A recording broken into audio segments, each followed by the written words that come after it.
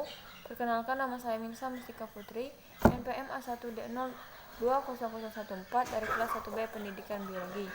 Baiklah, saya akan menjawab pertanyaan UAS dengan mata kuliah Pendidikan Agama Islam.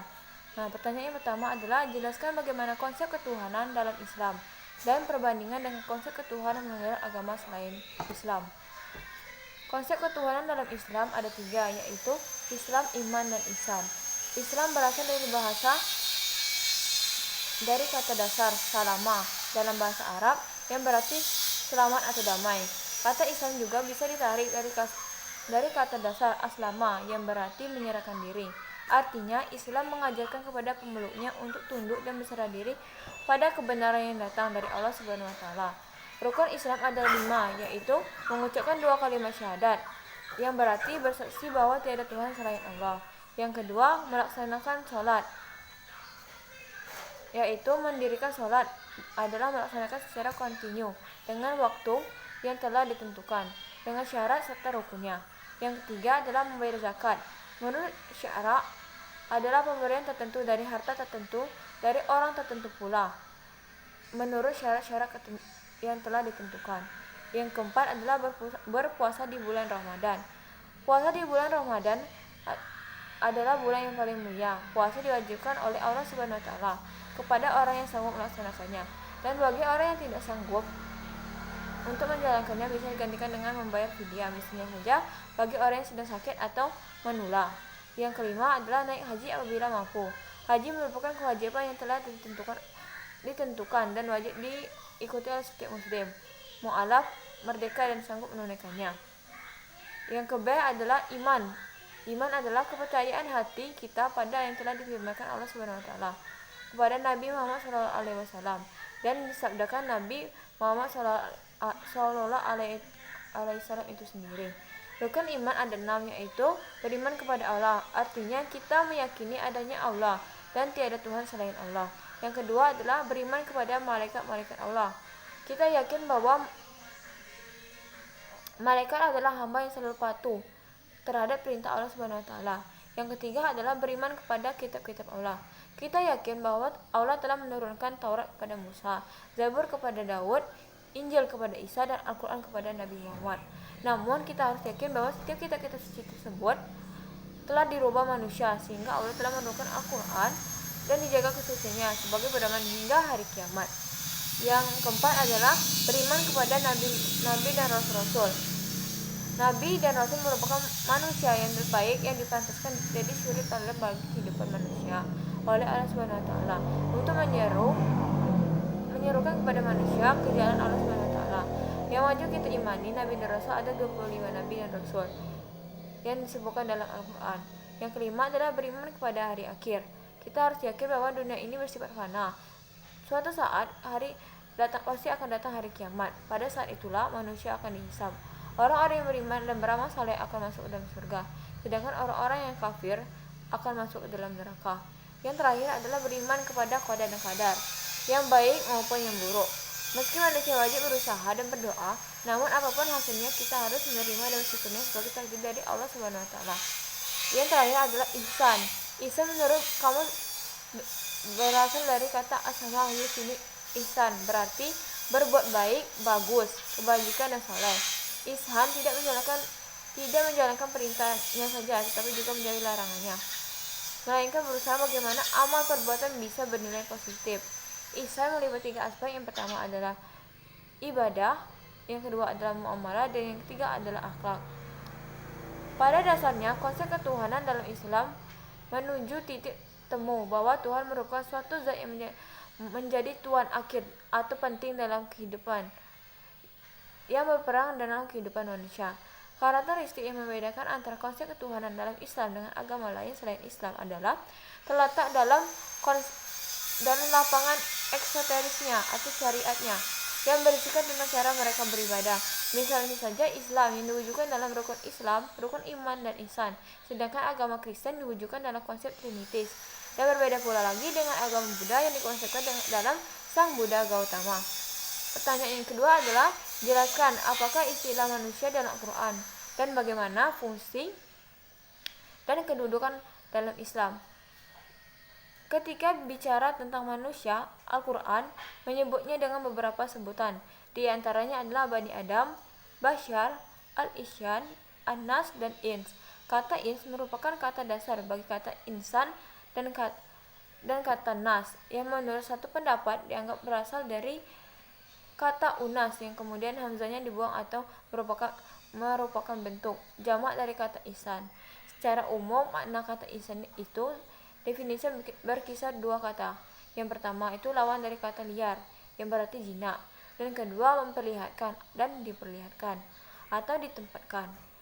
Meskipun hanya 3 kata yang memiliki kata morfologi antara satu dengan yang lainnya, namun secara semantik kata Bashar dan Bani Adam tidak dimaknai kandungnya memiliki makna yang sama, yaitu berkisar pada aspek ketampakan makhluk tertentu dari ciptaan Tuhan dan segala konsekuensi yang timbul dari makna ketampakan tersebut.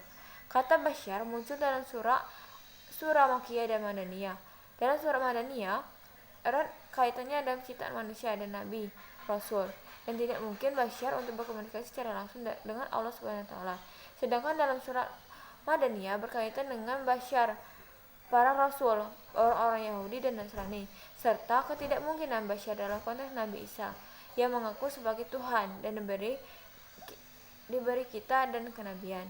Penciptaan manusia secara Bashar dikaitkan dengan elemen-elemen fisik yang kasar selain air, debu, tanah, liat yang dikeringkan. Kata Bashar bermakna ini sejalan dengan makna dasar, yaitu bahasanya yang kulit, tempat di mana rambut manusia tumbuh, kulit dan simbol dari bagian paling luar fisik manusia. Pada semua aspek, manusia dalam berbagai tingkatan adalah sama, tidak ada yang membedakan. Oleh karena itu, pada saat para nabi dan rasul menekankan aspek ini semua menyebutkan dakwanya. Yang pertanyaan ketiga adalah sebutkan ciri-ciri orang yang bertakwa, serta jelaskan koherensi antara iman, takwa, dan kehidupan. Ciri-ciri orang yang beriman yaitu hatinya gemetar ketika mendengarkan nama Allah Subhanahu wa taala. Yang kedua adalah bertambahnya imannya jika dibacakan ayat Al-Quran. Yang ketiga adalah bertawakal hanya kepada Allah. Yang keempat adalah mendirikan salat. Yang kelima adalah gemar berinfak di jalan Allah. Seseorang dikatakan beriman kepada Allah Subhanahu wa taala ketika gemar menginfakkan hartanya di jalan Allah. Yang kedua adalah ciri-ciri orang bertakwa. Yang pertama, ciri khusus pertama bagi orang bertakwa adalah dermawan. Yang kedua adalah ciri khusus kedua adalah sabar. Ciri khusus yang ketiga adalah memaafkan. Ciri khusus yang dan keempat ciri tersebut bisa dijadikan sebagai alat indikator untuk menakar tingkat ketakwaan kepada Allah Subhanahu wa taala, terutama untuk pribadi kita sendiri. Meskipun seseorang telah rajin salat 5 waktu, tekun dan berzikir, dan sering berpuasa sunnah, namun apabila dia masih pelit dalam bersedekah atau keperluan sosialnya masih ingat rendah, maka bertanda bahwa ketakwaannya masih diragukan. Iman dan takwa sangat berkaitan dengan kehidupan, karena bagi orang yang ingin mendapatkan surga, modal beriman saja tidaklah cukup, karena surga hanya dijanjikan bagi orang-orang yang bertakwa. Hal ini tertuang dalam Quran surah Ali Imran ayat 133. Itulah sebabnya orang yang beriman masih diperintahkan Allah untuk meningkatkan menjadi ketakwaan. Maka seseorang yang ingin meningkatkan ketakwaannya, mereka harus menyatukan antara iman dan takwa. Untuk mencapai derajat takwa, maka orang yang beriman yakni yang telah melaksanakan semua ibadah mahdah seperti sholat, zakat, dan puasa harus ditambah atau disertai pula dengan berbuat kebajikan seperti beramal soleh. Dalam Al-Quran dijelaskan pentingnya beramal soleh di samping beriman. Pertanyaan keempat adalah dalam menjalankan Islam, sebagaimana orang yang mengembangkan dengan jalan kekerasan seperti terjadi pada ISIS. Bagaimana pandangan saudara tentang ISIS, dan menurut saudara bagaimana mestinya ISIS? Menurut saya, ISIS merupakan organisasi yang menggunakan berbagai cara untuk mendirikan negara baru di wilayah yang kita kenal sekarang sebagai Irak dan Suriah. Organisasi ini ingin mengekspansi kekuasaannya ke seluruh dunia, membawa hukum syariah dan cara berijtihad.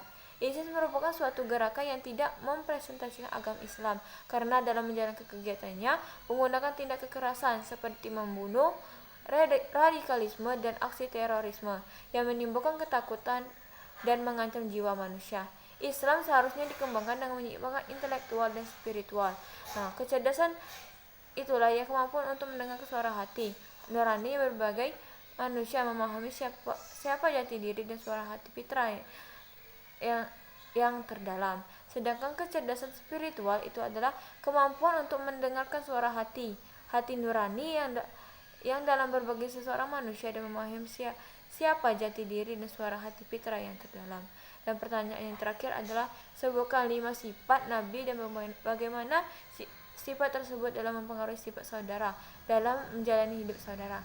Yang pertama adalah sifat-sifat Nabi. Yang pertama sidik atau jujur, yang kedua amanah atau dapat dipercaya, yang ketiga adalah fatona atau cerdas, dan yang keempat adalah tabligh atau menyampaikan.